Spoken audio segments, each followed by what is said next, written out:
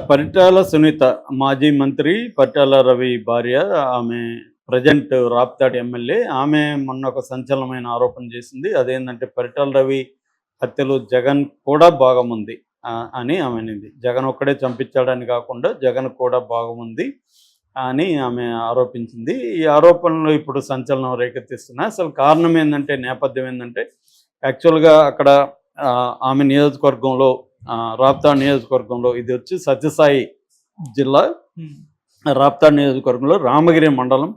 ఈ రామగిరి మండలంలో పాపిరెడ్డిపల్లి అనే ఒక గ్రామం ఉంది. ఈ పాపిరెడ్డిపల్లెలో లింగమయ్య అని, ఆయన పూర్తి పేరు కురుబ మజ్జిగ లింగమయ్య. ఈ కురుబ మజ్జిగ లింగమయ్యని మొన్న ఉగాది మార్చి 30వ రోజున ఆ గుడి దగ్గర అత్యంత దారుణంగా కర్రలతో కొట్టి ఆయన్ని చంపేశారు.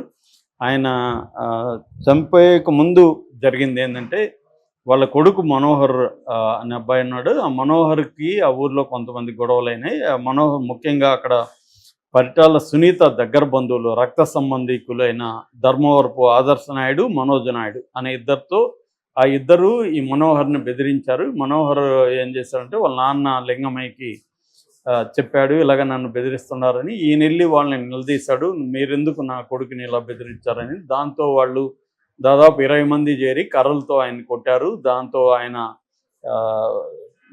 ప్రాణాపాయ స్థితిలోకి వెళ్తే ఆయన ధర్మవరపు హాస్పిటల్కి తీసుకెళ్తే ఇక్కడ కుదరదంటే మళ్ళీ కిమ్స్ సవేరా అనంతపురం తీసుకెళ్ళాడు. అక్కడ ఆయన చనిపోయాడు. ఇది అక్కడ పెద్ద సంచలనం క్రియేట్ చేసింది. ముఖ్యంగా తోపుదుర్తి ప్రకాష్ రెడ్డి తో ఇంకో వాళ్ళ బ్రదరు, ఎందుకంటే గతంలో తోపుదుర్తి అక్కడ ఉండేవాడు. తోపుదుర్తి చాలా స్ట్రాంగ్గా పరిటాల కుటుంబాన్ని ఎదుర్కొన్న వ్యక్తి. ఇతను దాన్ని గట్టిగా తీసుకున్నాడు.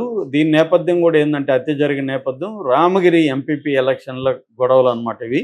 రామగిరి మండల ఎంపీపీకి సంబంధించి వైసీపీకి 8 ఉంటే తెలుగుదేశానికి 1 ఉన్నారు.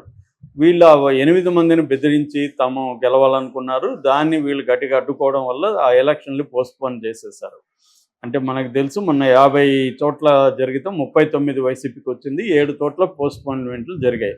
సో ఈ నేపథ్యంలో ఇక్కడ కూడా ఈ గొడవలు ఉన్నాయి. ఈ గొడవల నేపథ్యంలో ఈ హత్య జరిగింది. దీంతో జగన్ కూడా దీన్ని సీరియస్గా తీసుకున్నాడు. ఈ మధ్య జగన్ 2.0 అనే కొత్త వెర్షన్ వచ్చింది అని చెప్తున్నాడు. కాబట్టి ఆయన కార్యకర్తల మీద ఎక్కడ దాడులు జరిగినా స్పందిస్తున్నాడు, వాళ్ళతో మాట్లాడుతున్నాడు. అలాగే జగన్ కూడా ఈ వీళ్ళ అబ్బాయి మనోహర్తో మాట్లాడాడు. మనోహర్ నా ప్రాణాలకు కూడా ప్రమాదం ఉంది అని చెప్పినప్పుడు నేను గట్టిగా ఉంటాను, నేను వస్తాను, మిమ్మల్ని 8వ తేదీ వచ్చి పరామర్శిస్తాను, మీరు భయపడకండి అని ఒక ధైర్యాన్ని జగన్ కూడా చెప్పాడు. ఇప్పుడు రాబోతున్నాడు. దాంతో ఇది స్టేట్ వైడ్ ఇష్యూగా మారిపోయింది. జగన్ ఎప్పుడైతే అక్కడికి వెళ్తానన్నాడో, జగన్ వాళ్ళని పరామర్శించాడో, జగన్ ఓపెన్గా పరిటాల కుటుంబం ఫ్యాక్షనిజంలో ఎప్పటి నుంచో ఉంది, మళ్ళీ ఒకసారి ఫ్యాక్షన్ని వాళ్ళు చేస్తున్నారు, దీన్ని చంద్రబాబు అడ్డుకోవట్లేదని చెప్పి మా కార్యకర్తలను హత్యలు చేస్తున్నారు అనేది జగన్ గట్టిగా మాట్లాడాడు. నిజానికి కొంత వాస్తవం ఉంది. ఈ ప్రభుత్వం, కూటమి ప్రభుత్వం వచ్చినాక వైసీపీ వాళ్ళ మీద దాడులు జరిగాయి. ఇది ప్రతిసారి జరుగుతుంది.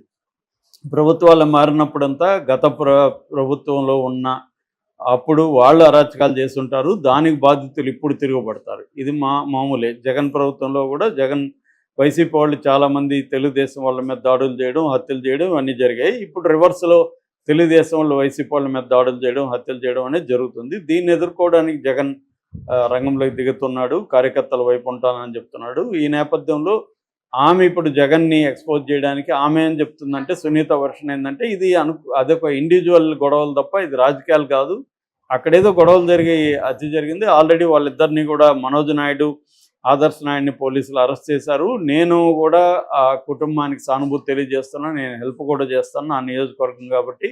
కానీ దీన్ని రాజకీయంగా జగన్ వాడుకుంటున్నాడు. నిజానికి జగనే ఫ్యాక్షన్ లీడరు, మా పరిటాల రవి కాదు, రవిని చంపించడంలో కూడా జగన్ పాత్ర ఉందనేది ఆమె తీసుకొచ్చింది. ఇక్కడ మనం వాస్తవాలు గమనిస్తే, అనంతపురం ఫ్యాక్షన్లో పరిటాల రవి చాలా పీక్కి వెళ్ళిన వ్యక్తి. అంటే ఆయన ఆధ్వర్యంలో ఒక 100-120 మందిని చంపించాడని చెప్తారు. ఆయన అనుచరులు కానీ, ఆయన బంధువులు కానీ, తర్వాత ఆయన కూడా చాలామంది చనిపోయారు. ఇదేంటంటే, అక్కడ స్టార్ట్ అయింది ఏంటంటే, అక్కడ రెడ్ల ఆధిపత్యం అనాదిగా ఉంది. రెడ్లంతా కాంగ్రెస్లో ఉండేవాళ్ళు. ముఖ్యంగా కనుముక్కలు చెన్నారెడ్డి అంటారు ఆ పావుగడ తాలూకా ఏరియాలో. దాన్ని ఎదుర్కోవడానికి పరిటాల శ్రీరాములు వీళ్ళ నాన్న, ఈయన ఒక టీచరు, ఒక మిడిల్ క్లాస్ రైతు ఆయన. ఆయన కొంత లిటరేచర్ చదివేవాడు. ఆయన అనంతపురం ఆయన ఆధ్వర్యంలో ఎదుర్కోవాలనుకుంటున్నారు. కానీ ఆయన బలం సరిపోవట్లేదు. రెడ్ల బలం గట్టిగా ఉంది. కాంగ్రెస్ పార్టీ ఎక్కువ కాలం అధికారంలో ఉంది. ఎప్పుడు ఇది 80s ముందు 70sలో. సో ఈ నేపథ్యంలో గద్దర్ ఆధ్వర్యంలో అనంతపురం రాడికల్ స్టూడెంట్ సభ జరుగుతున్నప్పుడు ఈ పాంప్లెట్లు ఎక్కడో ఈయన చూశాడు. ఈయన కూడా టౌన్కి వెళ్ళినప్పుడు ఈయన వెళ్ళి ఆ స్టూడెంట్ని కలవడం, గద్దర్తో పరిచయం అవడం, అక్కడి నుంచి గద్దర్ వాళ్ళ ఫ్యామిలీ ఫ్రెండ్గా చివరి వరకు కూడా ఉండిపోయాడు.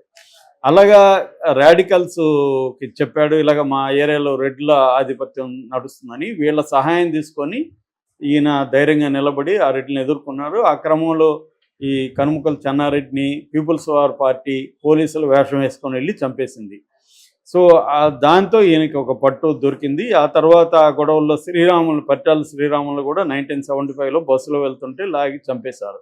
ఆ తర్వాత పరిటాల హరి వీళ్ళ బ్రదరు, ఆ బ్రదర్ని కూడా ఒక ఫేక్ ఎన్కౌంటర్లో పోలీసుల దగ్గర చంపించేశారు. సో ఇతను కూడా ఇతని వయసు అప్పట్లో 17 ఏళ్ళు. ఇతను కూడా చంపేసే పరిస్థితి ఉంటే ఇతను పీపుల్స్ వార్లోకి దళంలోకి వెళ్ళిపోయాడు సెక్యూరిటీ కోసం.